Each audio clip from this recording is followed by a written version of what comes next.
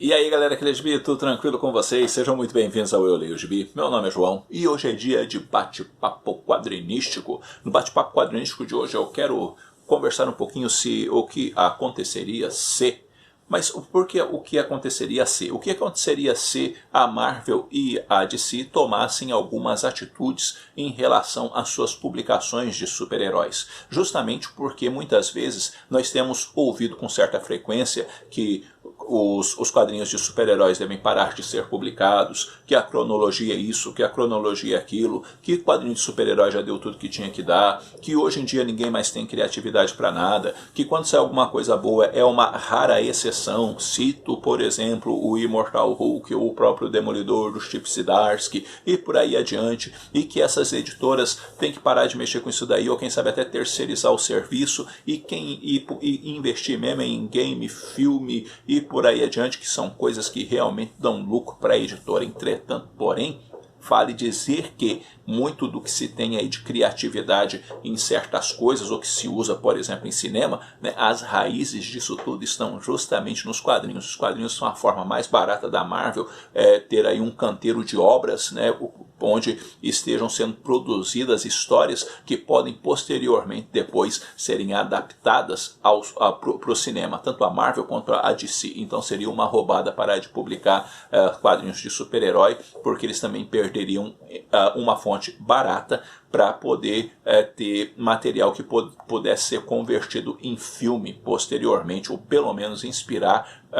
novos filmes. E isso tudo me levou então a pensar um pouquinho, a avaliar um pouquinho algumas questões e, digamos assim, dar uma viajada nas ideias. E as coisas que eu quero colocar para vocês podem, de repente, poderiam ser algumas coisas que sejam funcionais ou poderiam ser meros devaneios desse colecionador.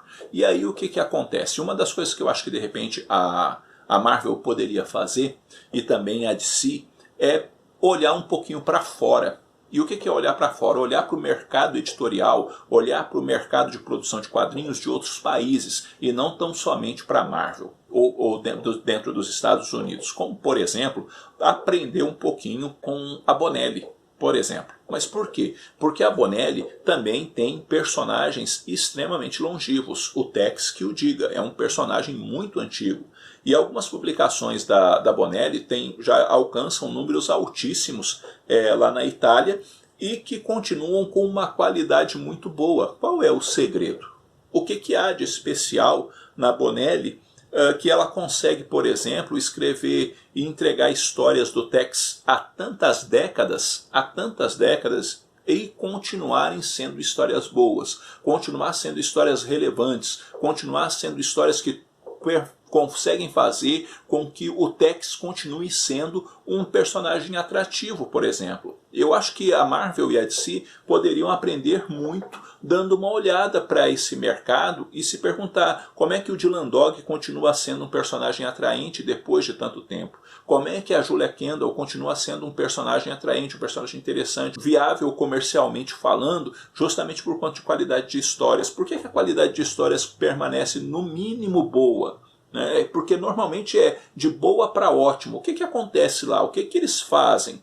Qual que é o segredo? Eu acho que a Marvel deveria aprender, olhar um pouco para lá e ver algumas coisas assim. Por quê? Porque eu acho que o problema não está se o personagem é longevo. O problema está em perder a mão com o personagem, muitas vezes querer criar histórias que não observam a essência do personagem e, consequentemente, acabar estragando as coisas mais do que, na verdade, querendo ajudar. E você vê que podem passar as décadas, o Tex continua sendo Tex e as histórias continuam envolventes. Essa é a questão. Eu acho que a Marvel e a DC teriam muito que aprender se desse uma olhada para esse mercado e visse que, embora longevo, o personagem continua relevante, continua atraente e as histórias continuam com uma qualidade acentuada. Então eu penso que a Marvel e a DC têm muito que aprender a partir disso daí, em minha opinião. A segunda coisa que me passou pela cabeça dentro dessas questões, que além de um aprendizado, dando uma olhada para fora e vendo o que que os outros países estão fazendo com personagens longevos e continuam relevantes, seria justamente tanto a Marvel quanto a DC, quem sabe, começar a pensar as histórias desamarrados necessariamente da cronologia. E o que eu quero dizer com isso? O Tex tem cronologia? Tem. O Dylan Dog tem cronologia? Tem. Mas eles conseguem trabalhar um jeito essa cronologia que ela nunca é um impedimento de continuidade bacana. Então, quem sabe, eles pudessem trabalhar as histórias de uma forma que necessariamente não precisasse um ser a sequência do outro. Como assim? Fosse realmente a visão de fulano de tal para tal personagem. Meio que como terminasse a história quando ele concluísse a fase dele, sabe? Eu acho que isso ficaria interessante. Se a gente der uma olhada, por exemplo, dentro dos quadrinhos americanos, a gente tem o Constantine. A gente vai ver o quê? O Constantine, ele tem justamente essa característica, né, de ser apresentada a visão do autor para aquilo que poderia ser construído para o Constantine. Você consegue começar a ler, por exemplo, agora a fase do Mike Carey sem nenhuma dificuldade se você nunca leu Constantine. Porque embora exista um veio narrativo geral, o Carey consegue trabalhar a perspectiva dele de uma forma muito bem contida. E aí a gente vai ter informações sobre quem é o Constantine, isso e aquilo e outro, conhecendo todo o bojo dele, mas o novo leitor não teria um problema sério de começar a ler Constantine agora. Ou se fosse a fase do Warren Ellis, ou se ainda fosse a fase do Jamie Delano, ou ainda do Garth Ennis, ou do Andy Diggle, ou por aí adiante, sabe? A questão é justamente essa. Eles conseguem, de certa forma, construir a história e fechar a história literalmente e entregar o Constantine, digamos assim, inteiro para o outro poder tocar o barco para frente. Não é que não existam sequelas ou reflexos cronológicos, mas existe um jeito de trabalhar que essa cronologia não é necessariamente uma amarra. Ele consegue trabalhar de uma forma bacana e ainda assim respeitar a história e as características do personagem. E eu acho que os personagens, o caso dos super-heróis, poderiam também passar por esse processo. Quando a gente vai ler o Lanterna Verde do Jeff Jones, a gente vai ver que quando ele terminou de escrever o Lanterna Verde, meio que ele pôs um ponto final ali na história do Lanterna Verde sem terminar a história, né? Ou seja, acabou realmente o Lanterna Verde, mas o autor seguinte poderia dar continuidade às histórias do Lanterna Verde a partir da sua perspectiva para o Lanterna Verde. E se você começar a ler a história do Grant Morrison, é a mesma coisa.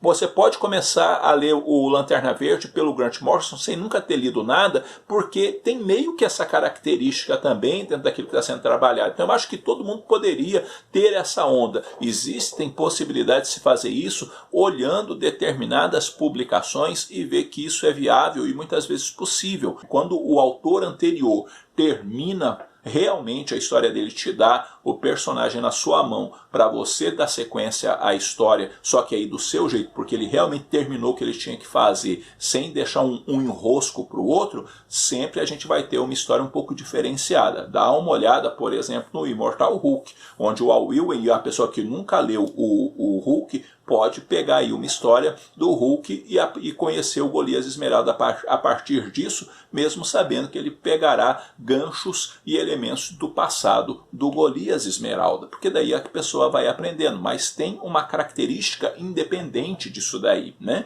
E muitas vezes, talvez, seria interessante que a própria Marvel e a própria DC dessem uma certa independência para o personagem. E o que é independência para o personagem? Que é justamente aquele lance que acontecia antigamente, ou seja, o Galactus está invadindo a Terra, mas não tem os Vingadores lá, os X-Men e tudo mais tentando impedir o Galactus. Só estava o Quarteto Fantástico. Então, algumas histórias, muitas vezes, e algumas fases eram interessantes, porque tinha uma certa independência do personagem de todo o universo Marvel. E como a gente tem um universo muito compartilhado, às vezes não é possível trabalhar determinadas questões, justamente porque esse compartilhamento às vezes também vira um atravanco na produção de determinadas ideias. E um outro problema que também eu acho que atrapalha muito na hora de continuar criativo e continuar produzindo histórias de muita qualidade é a saturação que existe em determinados personagens, como por exemplo o Wolverine fica popular, o Wolverine está em Vingadores, tudo quanto é equipe de X-Men, não sei quantas revistas próprias, isso, esse, aquilo, outro. Como que pode ter uma quantidade de histórias realmente boas se existem 300 títulos em volta daquilo? Quando você tem só One Uncanny X-Men e depois só X-Men, 2 títulozinhos de X-Men só e um Novos Mutantes ou um X-Factor, ou muitas vezes um X-Men e só aquilo ali, você tem uma dimensão do universo mutante que há muito a se produzir por meio deles. Mas quando você começa a ter X-Men, Surpreendentes X-Men, não sei mais outro que outros, 10 títulos de X-Men, 3 títulos disso, 3 títulos daquilo, 4 títulos daquele outro, você satura o mercado de mutantes, de tanto título mutante, que acaba muitas vezes também impedindo que haja um elemento criativo mais assim bacana, uma coisa que gere realmente ideias interessantes, justamente porque existe uma saturação daquele tipo de publicação. Os Vingadores que o diga, que chegou a um ponto, por exemplo, por causa do filme dos Vingadores, que a gente tinha aí um número imenso de títulos dos Vingadores no mercado, quando antigamente a gente tinha ali os Vingadores e os Vingadores da Costa Oeste e tínhamos uma constância de histórias relativamente boas. Bom, galera, é isso daí. Eu vou ficando por aqui. Eu espero que esse vídeo tenha tido alguma utilidade para vocês. E deixa aí sua opinião sobre isso. Você acha que tem jeito do mercado americano ficar bacana, ficar atrativo, dos quadrinhos de super-herói realmente darem um salto de qualidade? O que você acha que deveria ser feito? Vamos conversar um pouquinho, porque conversar é sempre muito bom. Se você não é inscrito no canal, inscreva-se, dê uma força para o canal crescer, ative o sininho para receber notificações todas as vezes que saírem vídeos novos aqui no canal. E se for fazer suas compras na Amazon e quiser ajudar esse que vos fala, o link está na descrição do vídeo. Eu vou ficando por aqui, logo eu estou voltando com outro vídeo. Um abraço forte em todo mundo, até a próxima.